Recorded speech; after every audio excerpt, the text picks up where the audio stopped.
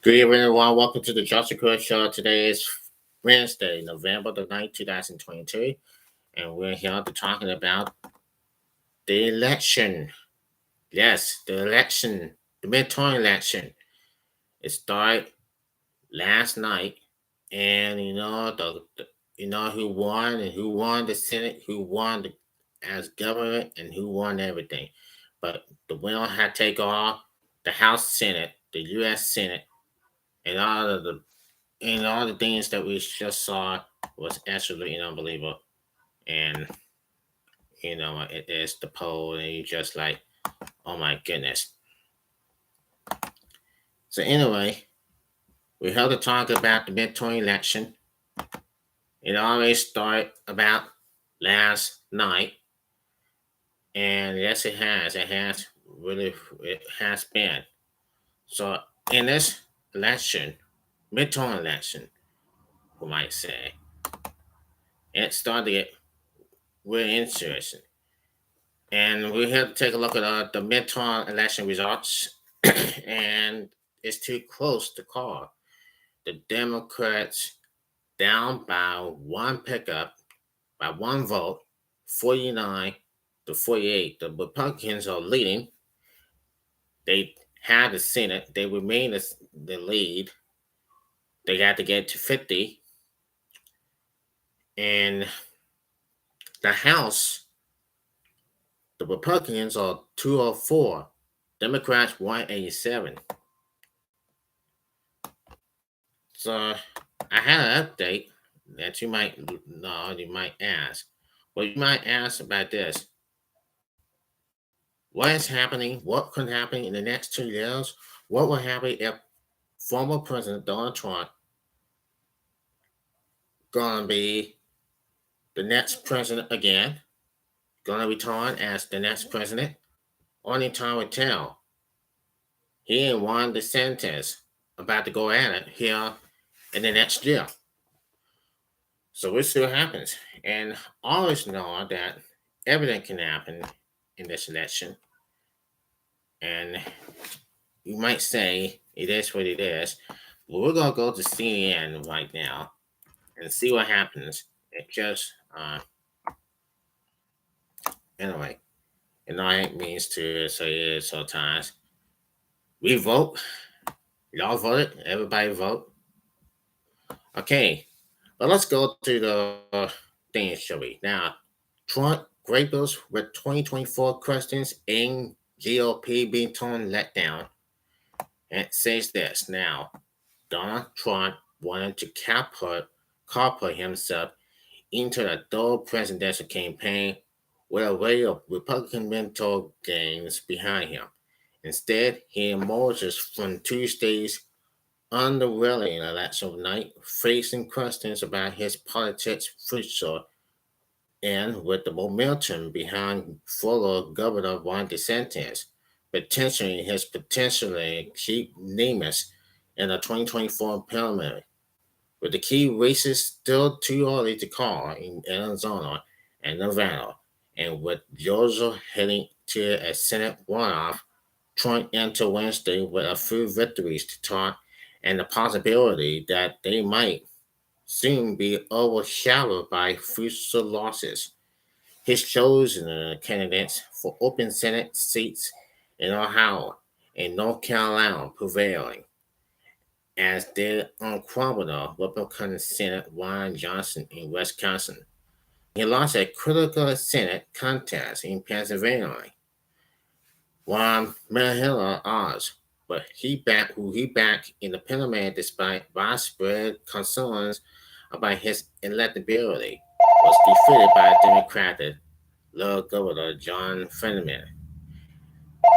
Despite in Michigan, Trump's candidate in the governor's race, Trump's candidate in the governor's race failed to unseat Governor Kessler Wyman. And while Republicans still appear to be on track to capture a House majority, it is likely to be far similar than intended, though. As powerful as Trump is, the Republican Party will learn that he cannot ignore anyone and will. You still need candidates who have the fundamentals, says Brian Lenzer, a longtime Trump advisor. Others were more blunt in their assessment on Tuesday's no outcomes, where Troy Nehls, a Texas Republican who won re-elected and was endorsed by Trump, appears to cast the former president as a drag on other GOP candidates. In a widow interview Wednesday, there's just a lot of negative attitudes about Trump. In the early hours of Wednesday morning, a current Trump advisor who requested a modest for fear of repetition considered that Trump is in a tough spot coming out tonight. Two negatives are going to take hold over the next week, and nearly one is going to be easy to dispel, the advisor said. Actually, although his unpredictable environment, a Republican primaries early this year, this advisor and other Trump allies said they said the former president would be blamed for everything in Florida.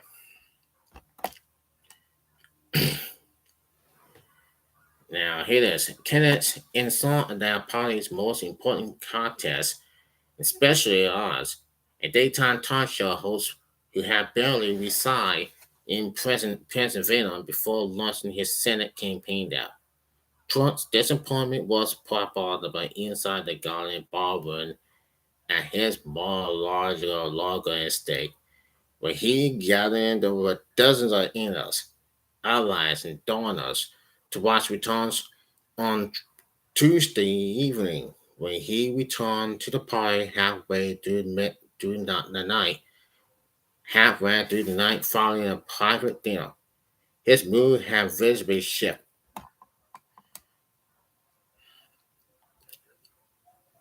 So there have been all the interesting though, what me and never ever respected. Now Donald Trump says that he's gonna run again, this time in 2024, and he'll be the next president of the United States again. Not so fast, not yet. Only time will tell, but hey, time will tell. We'll see. So, as of right now, we go to we're gonna get an update by Joe Biden. And the president has doing his job, and he talked about just months ago. Now, listen to this. President Joe Biden addressed election results for the first time Wednesday, first time today, saying it was a strong night for Democrats as the party defied expectations and avoided a Republican blowout. It was a good day, I think, for democracy, and I think it was a good day for America.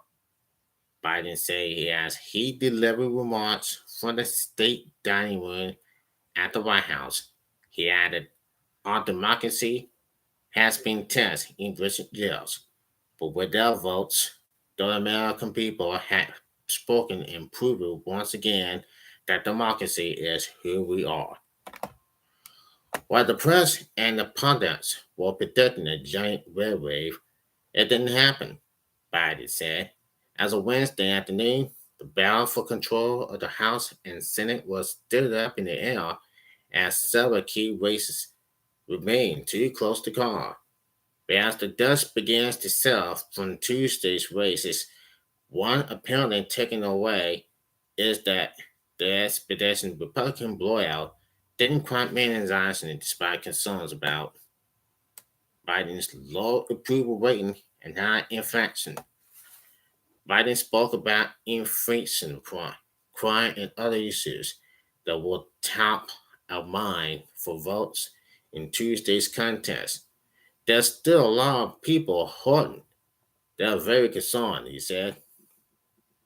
Now, midterm elections are now, as of today, this afternoon, there were 15 flips over in the House 11 for Republicans, and 4 for Democrats. According to ABC News projections, the Senate was looking in a dead heat at 48 seats each. While Republicans could still win both chambers, Democrat strategists told ABC News the lack of the GOP wipeout is a victory of itself and a buck to history dreams.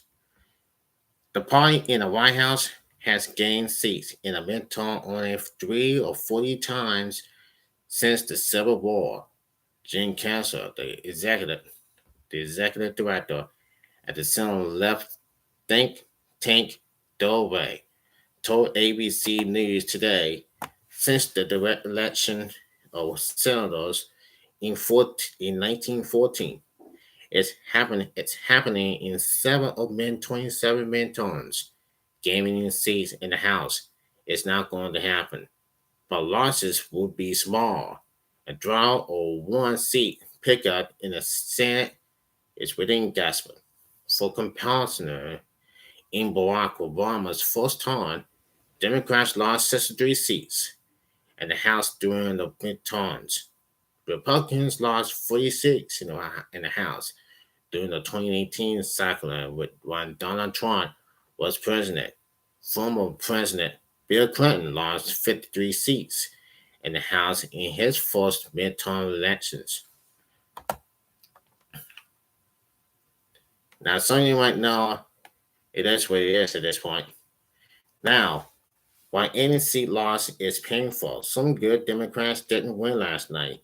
Democrats had a strong night.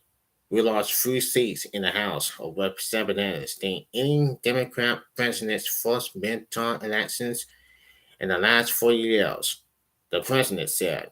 Biden said Wednesday he's prepared to work with Republicans and the American people want partisanship, regardless of which party is in the majority.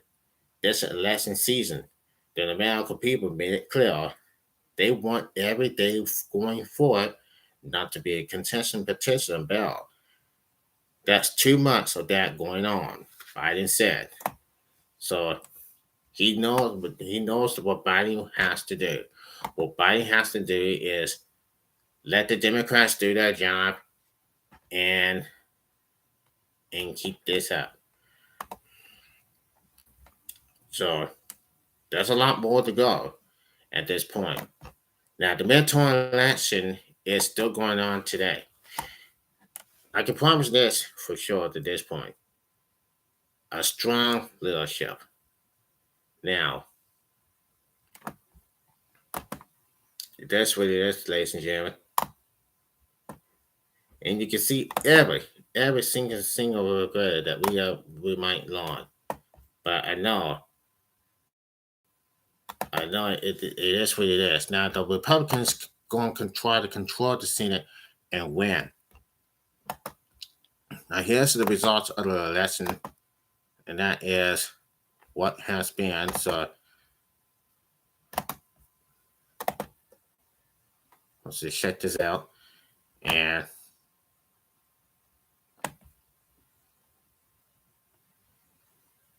those who have voted may vote. We know Ron DeSantis won the midterm election, and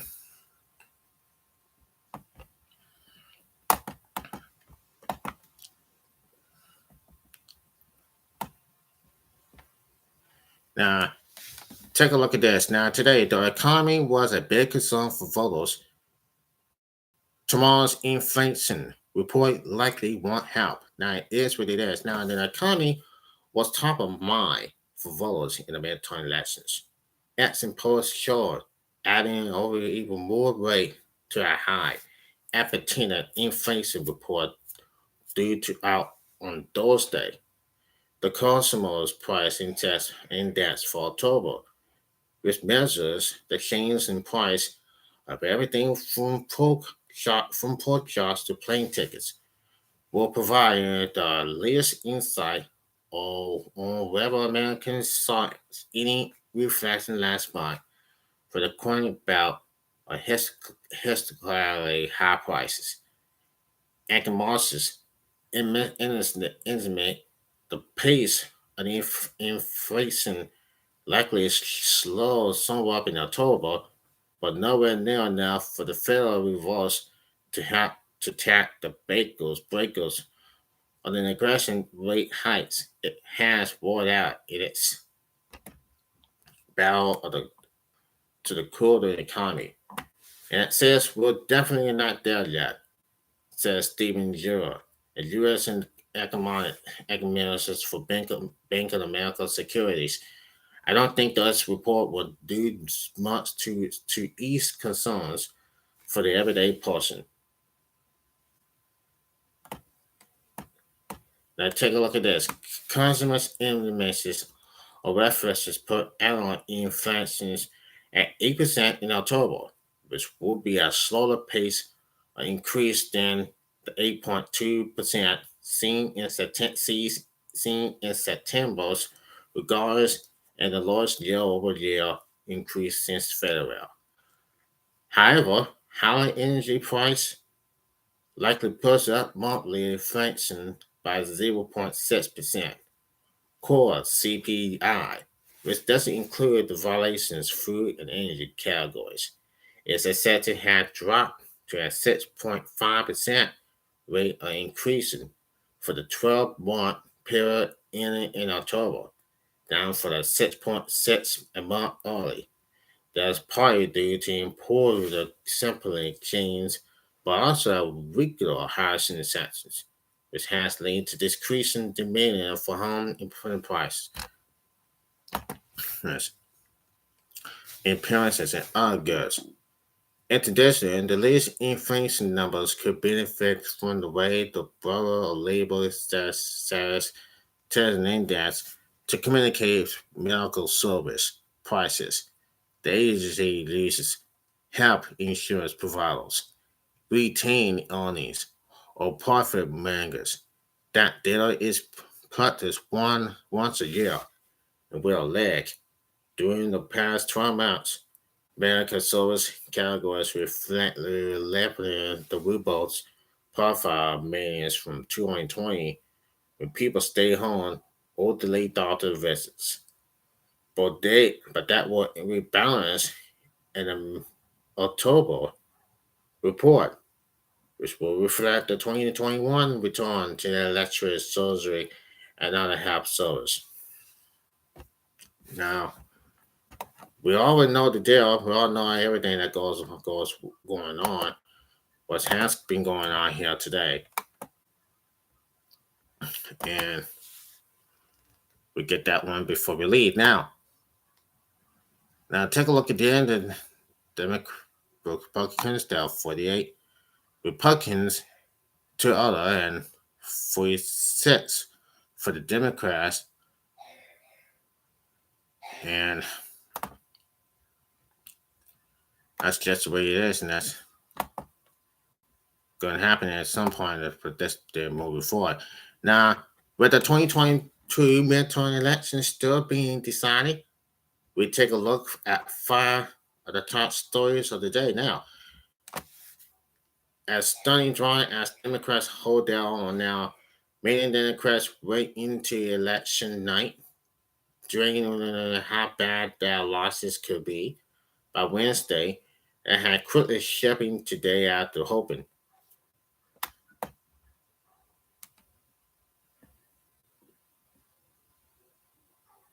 And sometimes we have this one we vote for Joseph. In Georgia, we vote for anything that goes now. Now McCarthy's victory party fizzles. Now the House's GOP leader delivered a short speech at 2 a.m. as early results show Republicans haven't performed as well they hope. Now, anyway, congratulations for Kevin McCarthy. And as you see right now, uh, this has been a tight race. Now, now you always just know that you may be thinking he will control the Senate, he will control the House, it will the Republicans or the Democrats. It doesn't matter about it. But we'll have to see what happens if we had doing something. If what will come to come to now. Now the Las now